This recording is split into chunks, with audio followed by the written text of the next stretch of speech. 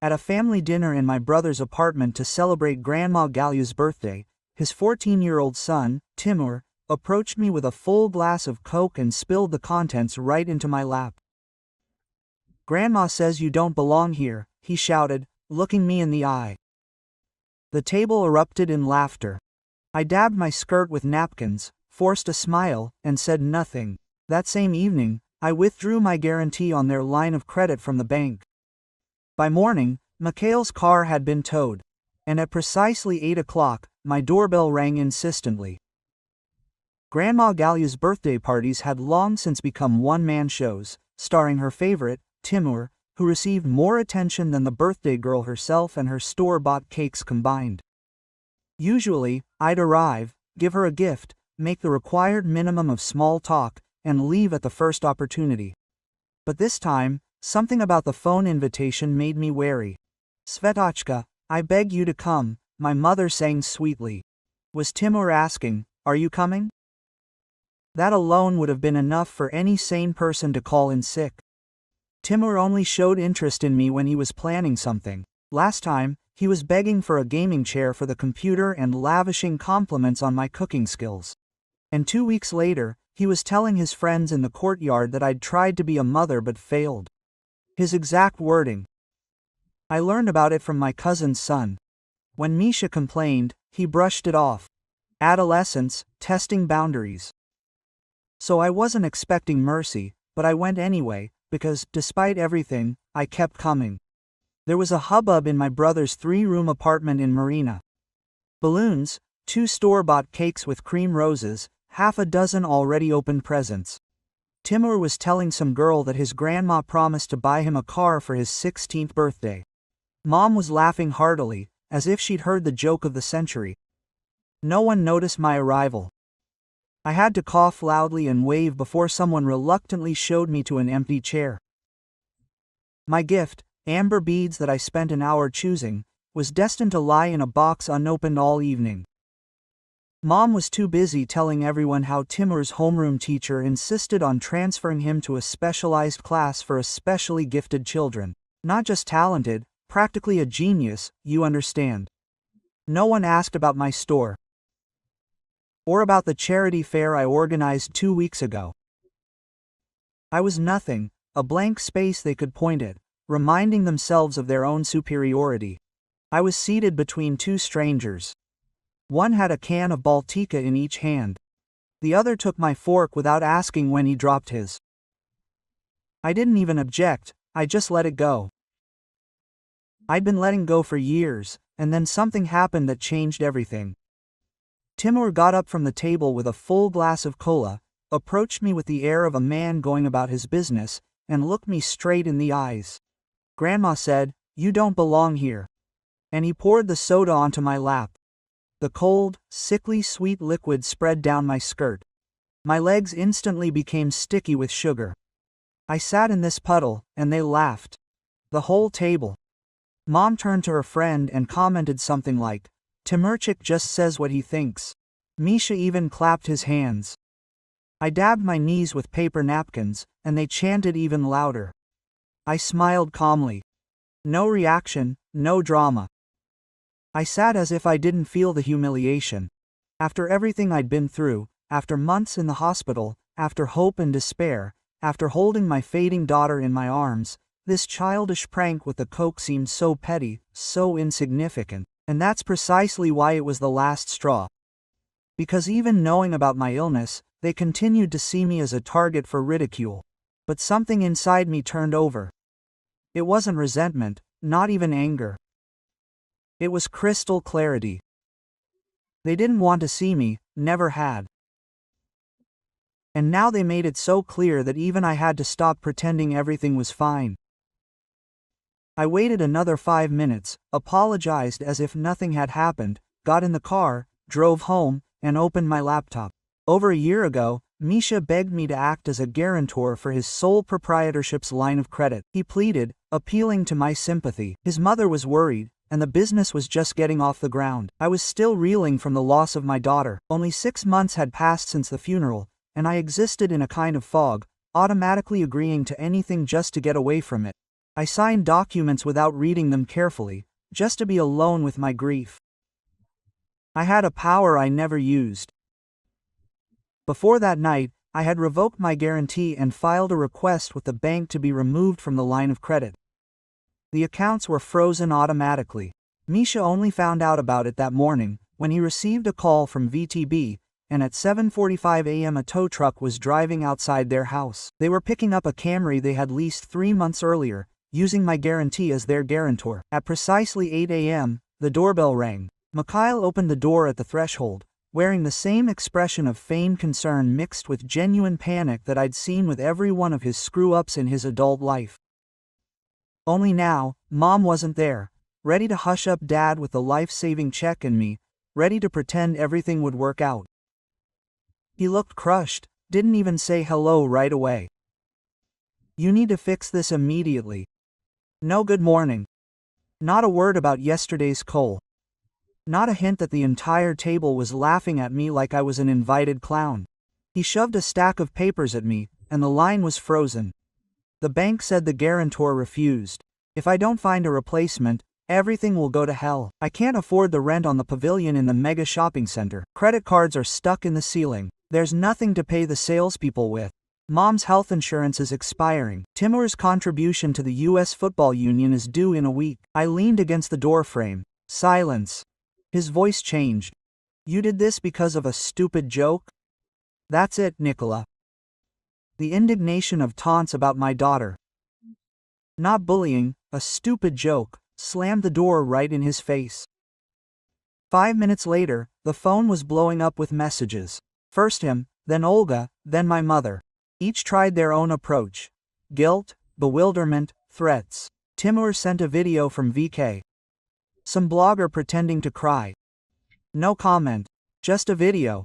By evening, a new surprise was revealed. I stayed late at the store. I came out to a parking lot in a residential area. Keys in one hand, a bag of groceries in the other. The car was burglarized. They'd gone over both sides with a key, down to the metal. The side mirror lay nearby. The rear window, covered in cracks, had been smashed with something heavy. At first, I just stood there, looking around the empty parking lot. Not a soul, only silence and a strange feeling, as if the air itself had frozen, awaiting my reaction. Misha didn't call Mom, didn't scream, didn't cry, didn't throw a tantrum. I went back to the store, turned on the security footage, rewound it. There they are. Timur and his friend. Hoods pulled up, laughing like horses. One of them is filming on his phone. Timur approaches the car, spray paints a loser with red paint, poses like a rapper in a music video, then, to complete the picture, throws a flower pot off the store porch. I didn't even blink. I dialed Uncle Roma, the only sane person in our family snake pit. He rushed over in less than half an hour and silently watched the footage. When he finished, he sat back and said, "Call the police." No talking. I wasn't the one calling. He stayed while I gave my statement. The local police officer was polite but meticulous. This isn't the first complaint against Timur Mikhailov. There had been incidents at school before. Property damage, trespassing. He'd gotten away with it so far. But he couldn't get away with the video recording.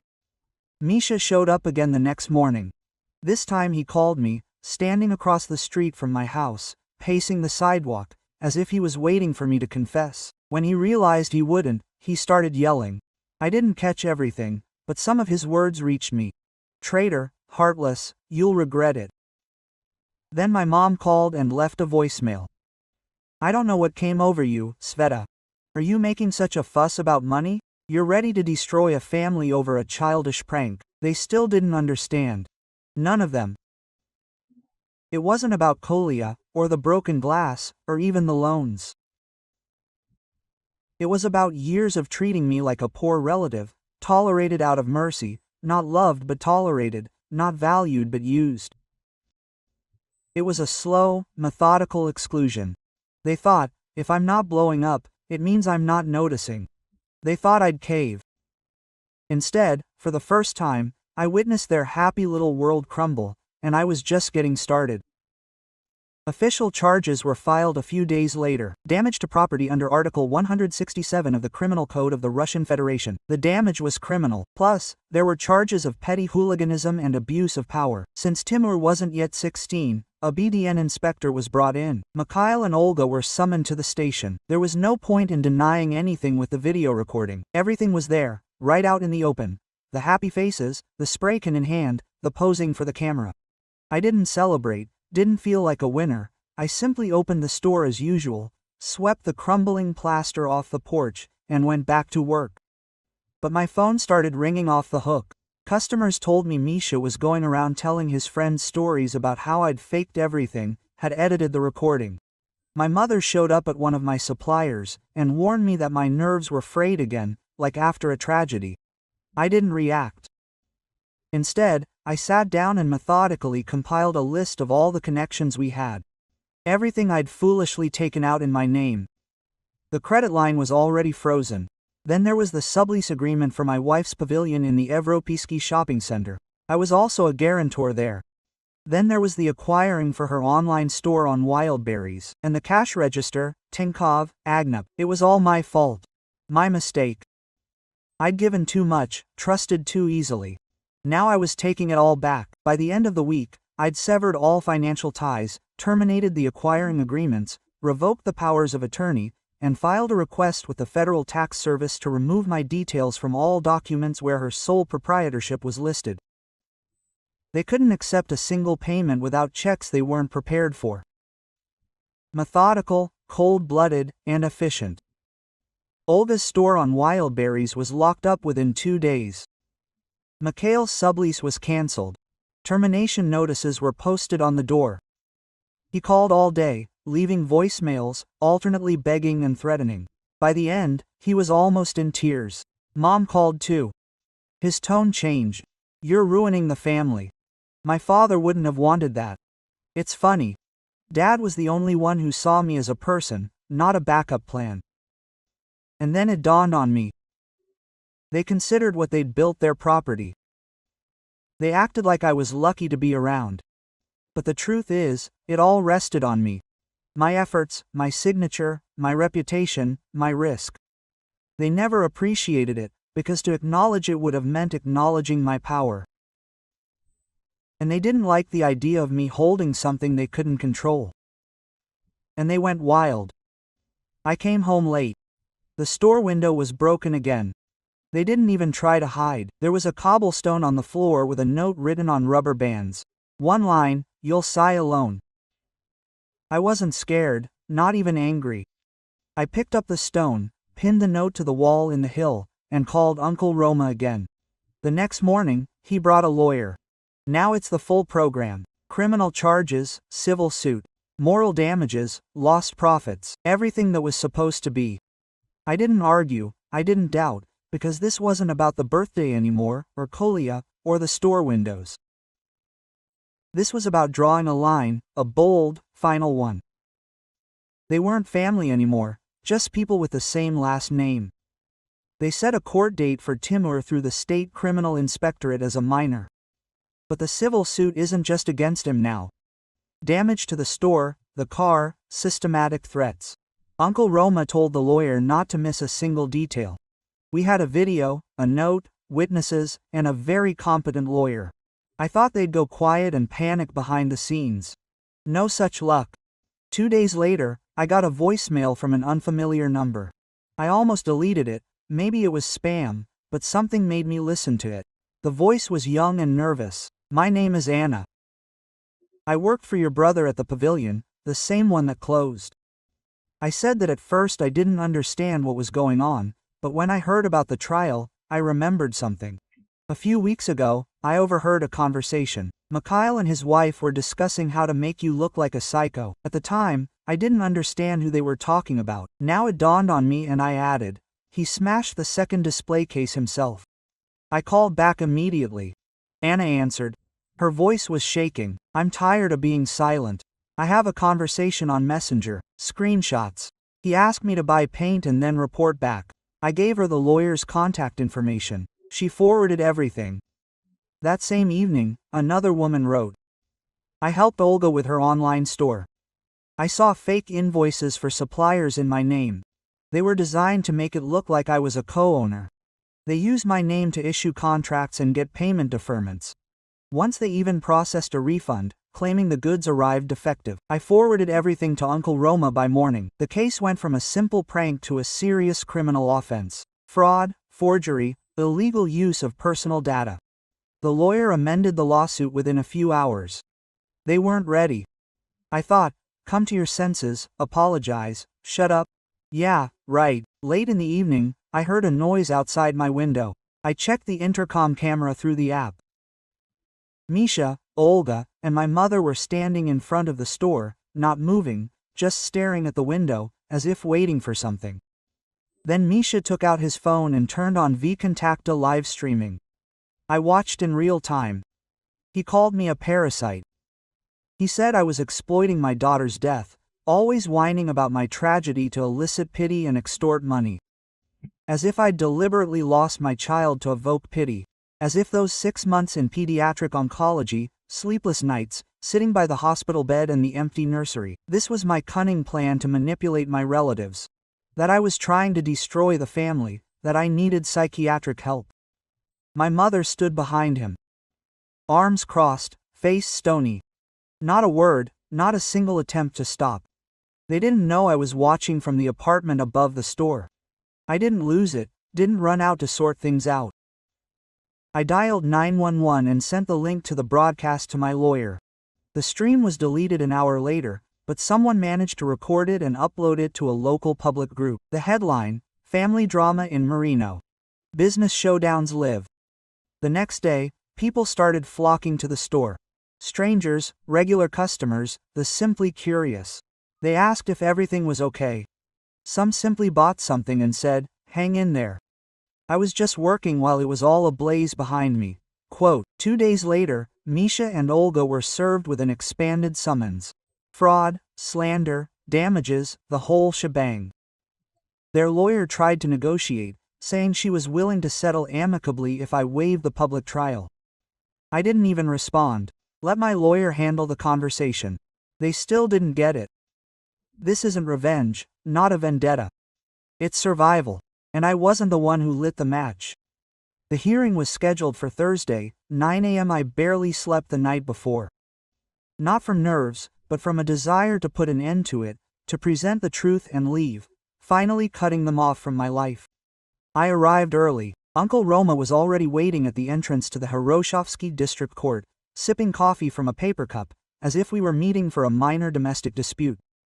Focus, he said, handing over a copy of the documents the lawyer had filed the night before.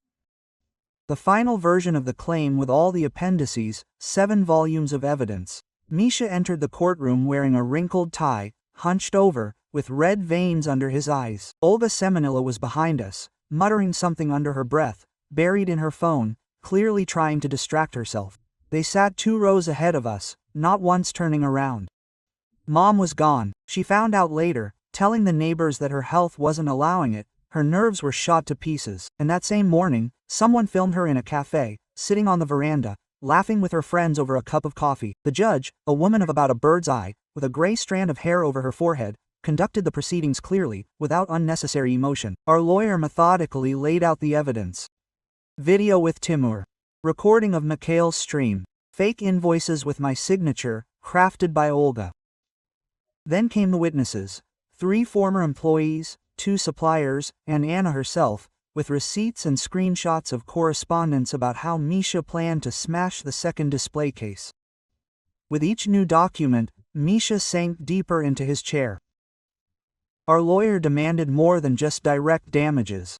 They also demanded moral damages, lost profits, legal costs, the whole package. Their defense attorney tried to argue that they were facing a family conflict that had gotten out of control, claiming that the excessive demand needed to be resolved amicably. The judge didn't buy it. She flipped through the stream transcript, examined the screenshots, and said something I've always remembered. If that's how you resolve personal matters in your family, I'm glad it's become public knowledge. We won on all counts. Mikhail and Olga were ordered to pay 2,800,000 rubles. Timur was ordered to perform community service, consult with a school psychologist, and submit to official written orders. An apology. The letter arrived a week later by email. He was obviously writing to me too politely. I didn't reply. But what happened after the trial was almost worse than the trial itself.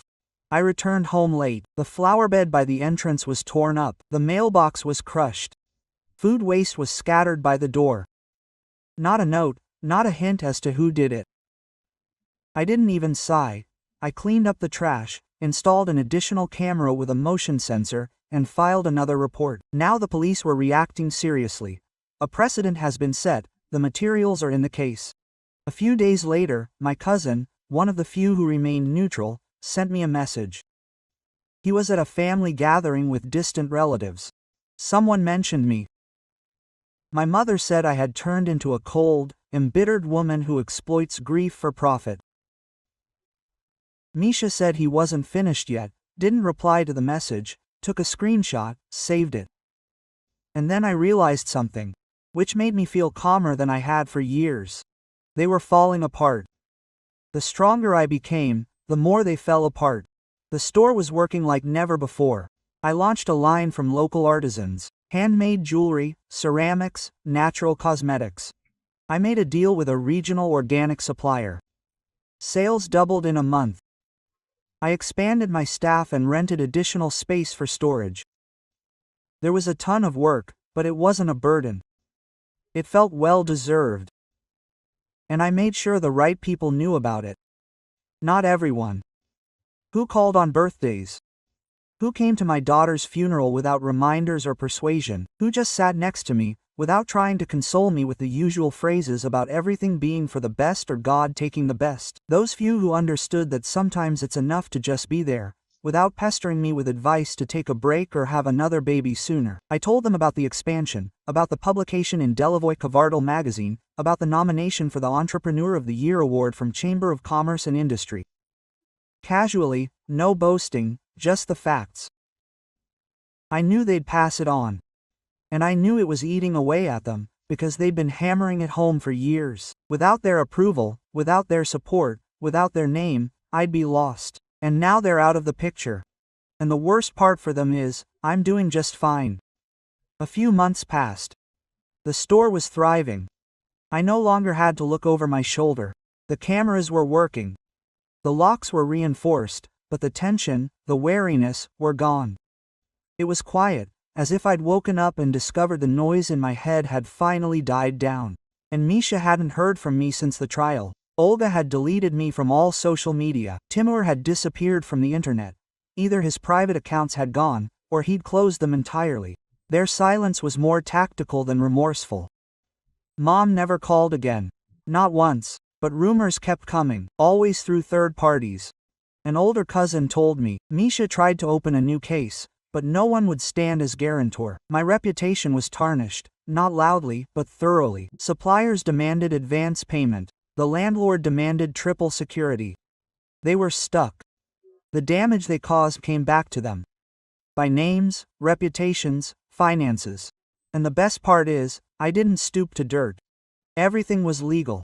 Every document, every statement, every revocation of guarantee was within my rights. They threw.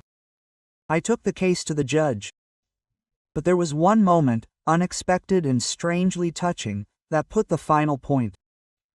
Sunday. The store was closed. They were cleaning up after a private event, a women's entrepreneurship fair. Lots of laughter, delicious food, new contacts. One of the salesgirls, sweeping the floor, dropped something.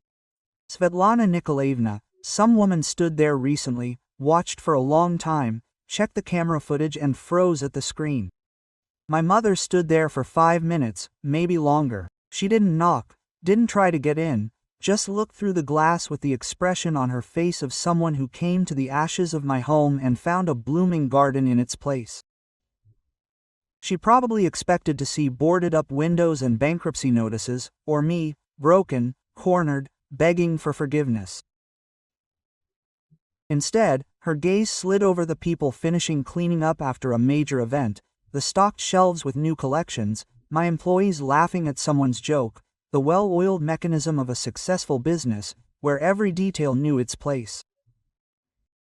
She left, still hesitant to cross the threshold, and I didn't run after her, didn't grab the phone with an impulse to dial her number.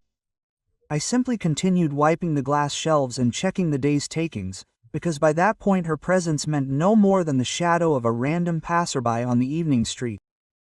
It's strange. I don't hate them, this family with my last name. I don't miss Sunday dinners, where every spoonful of soup was seasoned condemnation on holidays, where I was relegated to the role of an extra in someone else's play, conversations in which my opinion carried the weight of empty words. I don't miss my mother, who was ready to defend anyone, the neighbor's cat, the nephew of my second cousin's husband, a random fellow traveler on the commuter train, but not my daughter, who lost her child and needed simple human warmth.